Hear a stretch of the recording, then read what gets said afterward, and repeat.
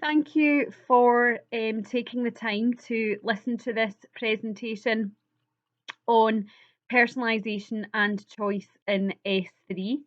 Um, it's the same old beginning to everything. I really do wish that you were with us in the building pictured there in our school in the assembly hall and listening to this presentation live in a more interactive and in a more personal way. But current circumstances being what they are, this is the best we can do. And this presentation will aim to arm you with all the knowledge and all the understanding that you need to be able to guide and support your young person as they take the kind of next exciting steps on their educational journey as they, for the first time in their school career, have some choice and have some say over what they do with their time in school. So it's a time that is, as I've just said, exciting, but it can be a bit anxiety provoking because I think that parents and carers and young people are aware that they are about to make some really important decisions. And there are things that you need to know if you're going to make important decisions. So in this context, I will talk to you briefly about the curriculum um, and the kind of philosophy behind what your young person will do as they move through school into S3. Um, we'll talk about the support that's available to our young people, things that you need to consider, and how to frame those really important discussions in your home. And I will take you through what the process will look like and what you can expect next. And if you are looking for further information, I will signpost you to that at the end of the presentation. Okay, so at the moment we are halfway through S2 and your young person finds themselves slap dab in the middle of the broad general education phase of their secondary education. S1 to S3 is known as the junior phase, and all of our pupils in S1 and S2 follow a common course. That means that they all do exactly the same subjects for the same amount of time in a different configuration to each other, possibly if they're in different classes, but they all have the same experiences of subjects and faculties. They experience a huge number of subjects in S1 and S2, and they have an experience of all faculties across the school. And that's to allow them during the broad general education phase of their school experience to develop the core skills, the knowledge, and the approach to learning, which is going to allow them to succeed as they move into the senior phase. That's the certificate phase of their education, senior phase, S4 to S6, which my colleague Mr. Lanigan looks after, and beyond. You know, these core skills, the knowledge and their approach to their learning is all about lifelong learning as well. It's about success in the employment market, in tertiary education, and as they move through their lives as adults. In SC, the BGE allows for some personalisation and choice. We formerly called this options, but we refer to it as personalisation and choice now. That means that our young people will follow fewer courses, have fewer subjects on their timetable, and this will allow for the deeper learning which is necessary for success in the senior phase, the certificated phase of their education in S4 to S6.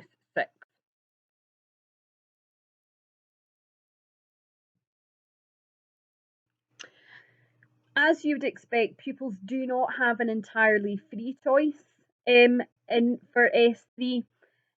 All pupils will continue to follow a core curriculum, which is comprised of English, Maths, PE, RME, Modern Languages, and PSHE. These subjects are largely concerned with the core skills of literacy, numeracy, and of the kind of area of national focus, which is health and well-being. So their literacy, of course, comes through English, mathematics, for the most part, facilitates their development of numeracy skills, and through PSHE, RME, and PE, we really focus on our young people's well-being, and allow them to explore their attitudes to the world around them, and evaluate their interactions with others and the relationships that they have with them. Um, Modern language is compulsory for all pupils in S3, and that's to allow them to reach a basic level of modern language skills. For our young people who are keen to study a language further, there is still the option for young people to choose French and or Spanish in addition to that modern language period if they wish.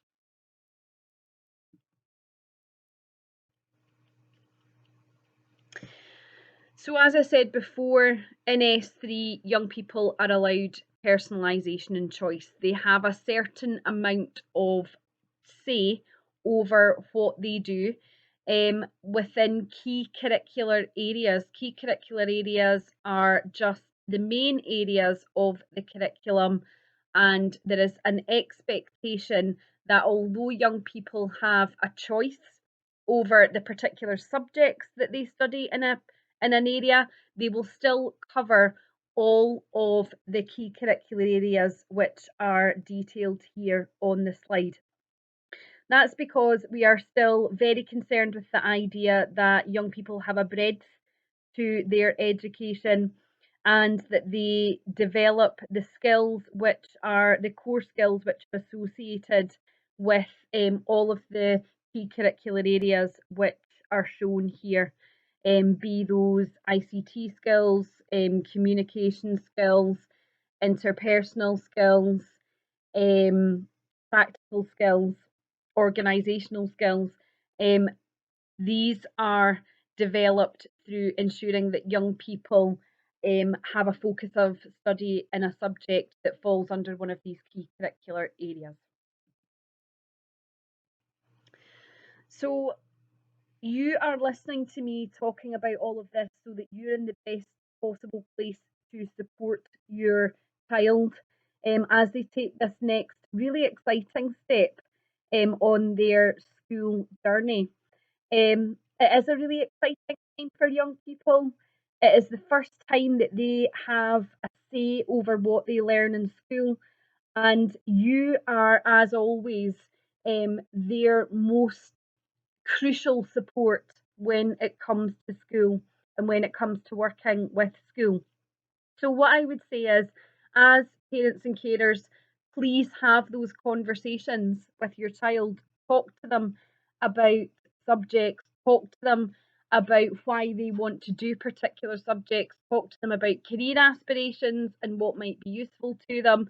And if you're sensing a wee bit of reluctance to have conversations because they don't know what they want to do when they're older, which is the case for so many young people, that's okay too. Just talk to them, frame the conversation around what they want to do, where they are comfortable in the school, and really do keep persisting at those dialogues. Believe me, in my private life, I understand that it's difficult to get those conversations going sometimes, but just keep plugging away, because although they might pretend that they don't think it's really exciting, they are really excited by it. So just really keep the door open on those chats and keep talking to your young person about them. Class teachers are usually, and under normal circumstances, a really good support for young people. Obviously, that's a bit more difficult under the circumstances that we're working in just now. But your young person can still reach class teachers through their Teams page. So if there's anything they want to ask about a particular subject, then they should go ahead and do so. Believe me, teachers, secondary teachers love nothing more than talking about our subjects, so they will be delighted to answer questions about what they're going to study in SC or what courses might look like. So encourage your child to do that if they want to get further information.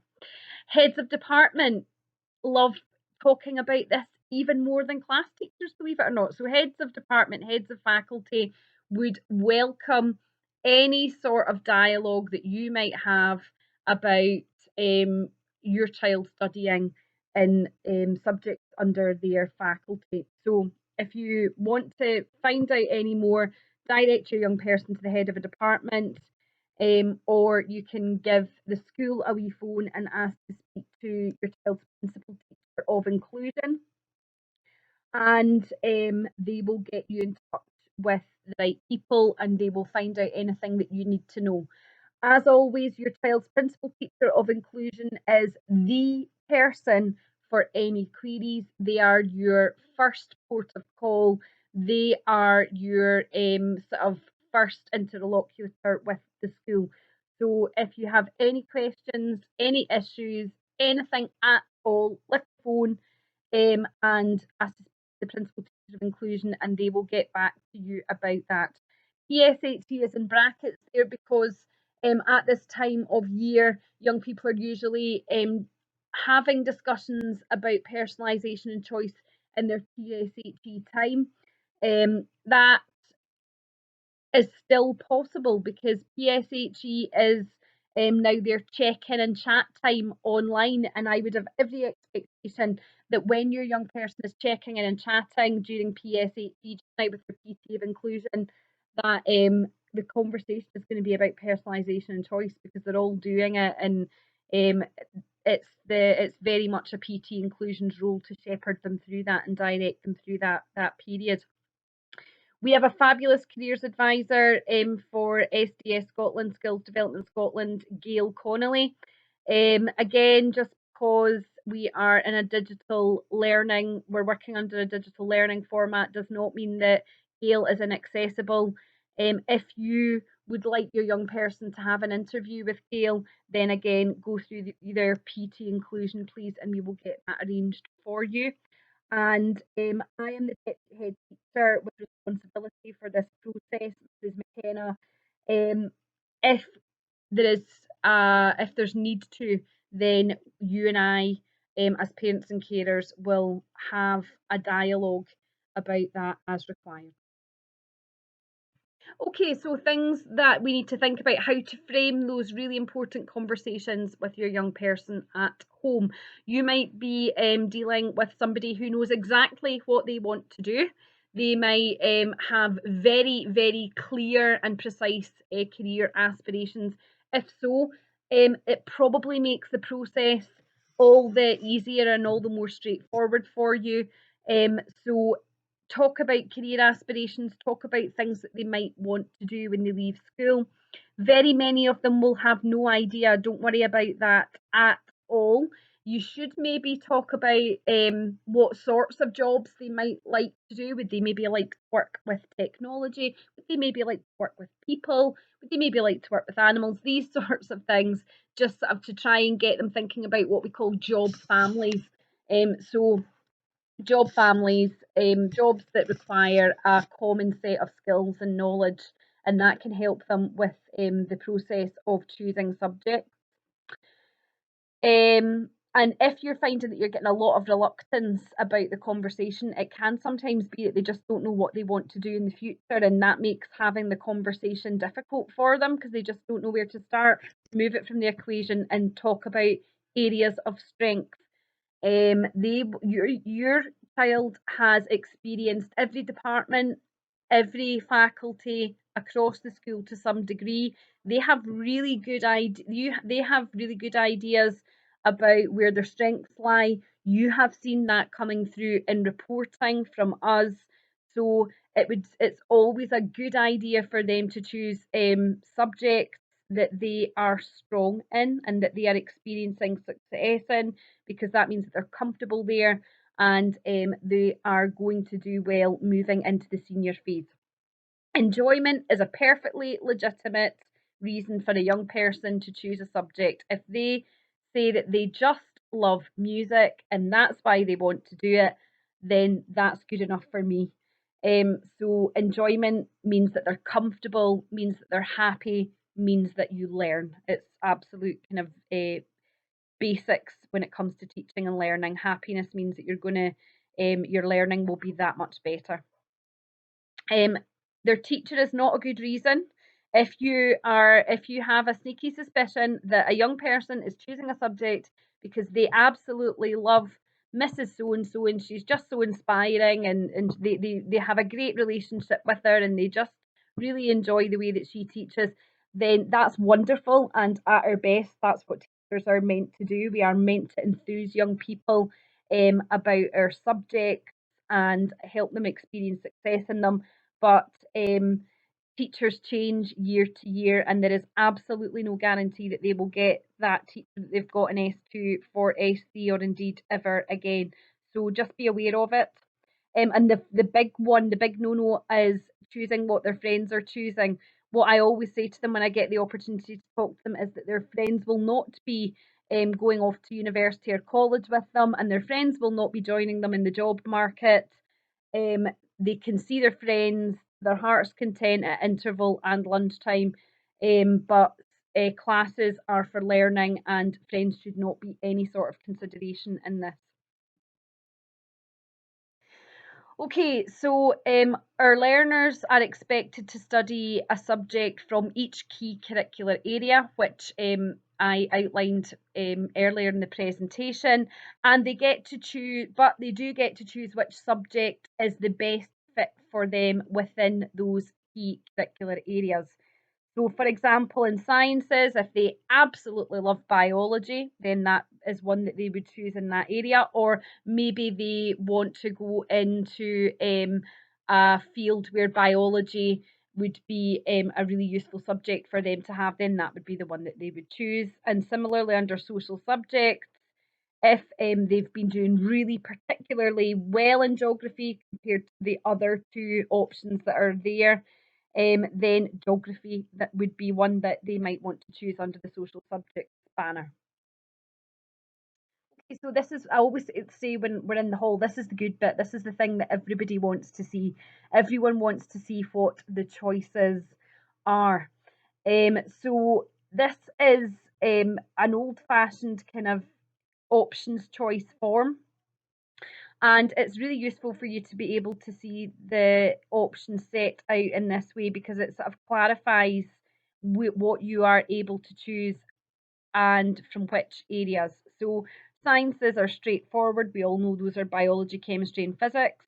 Then we have the social subjects column, which I talked about a second ago, geography, history, modern studies.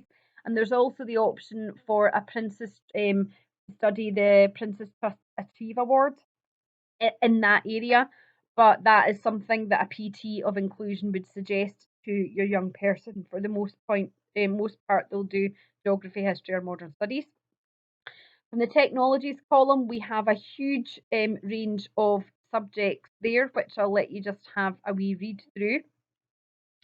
Similarly, in expressive arts, a good range of different subjects which fall under that heading. Spanish is in there purely to allow our young people who wish to be dual linguists and to study two languages that option. So if a young person wanted to study Spanish, they would choose it in that column and then choose French in the final column if they wanted to do two languages. If your young person is really interested in sciences, motivated, experience success, or require science for a future career, then they would choose one of the sciences in the first column, in that sciences column.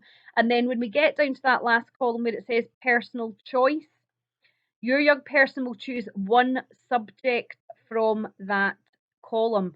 So if they wanted two sciences, it's possible by choosing a science in the last column. If they absolutely love social subjects and that's a faculty they feel really comfortable in, then they could choose a social subjects option from that personal choice column, and so on and so forth. So there is the possibility, or there is the option for a certain amount of specialisation, I suppose, at this point, because they can choose two subjects from one key curricular area.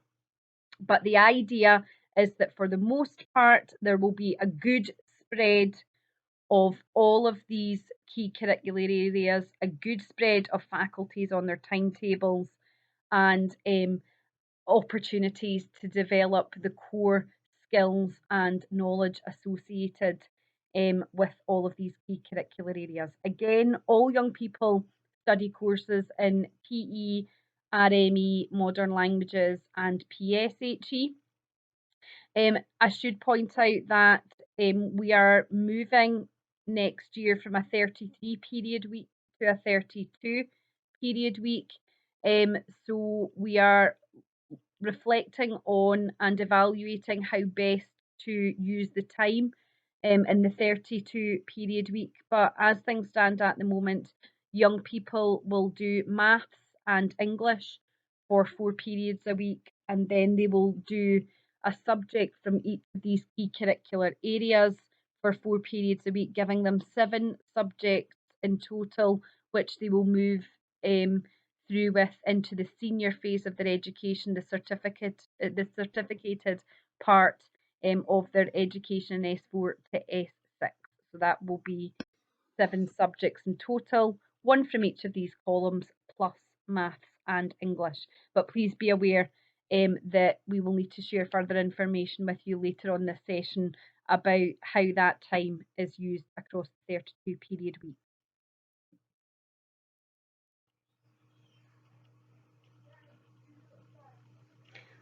So this slide just gives you further information about that. Maths, English, and then how we distribute the time with the subjects which your young person is likely to continue studying as they move into S4 and national certification.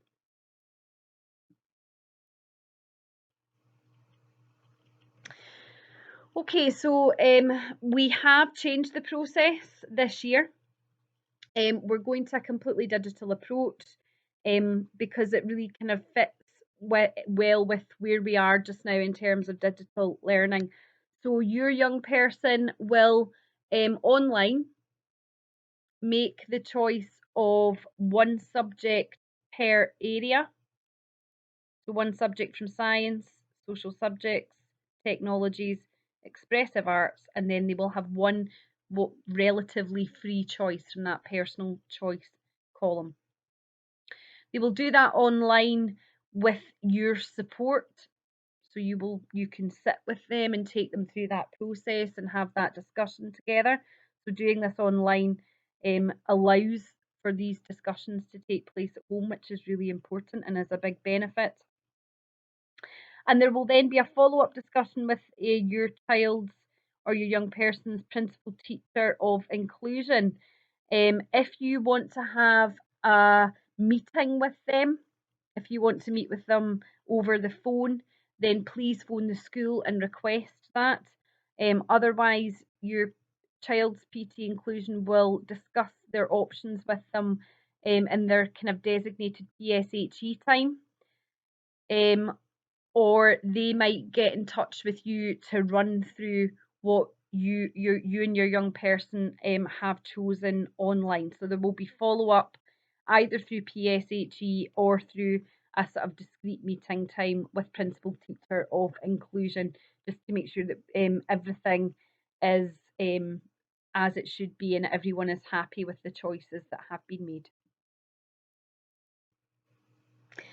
Okay, so if you would like further information, then please go to the school website. On the school website, there is the most up-to-date version of the course choice booklet, the Personalisation and Choice booklet for S3. On your young person's team for the S2 year group team, I have uploaded the a pupil profile booklet for them to work through with you.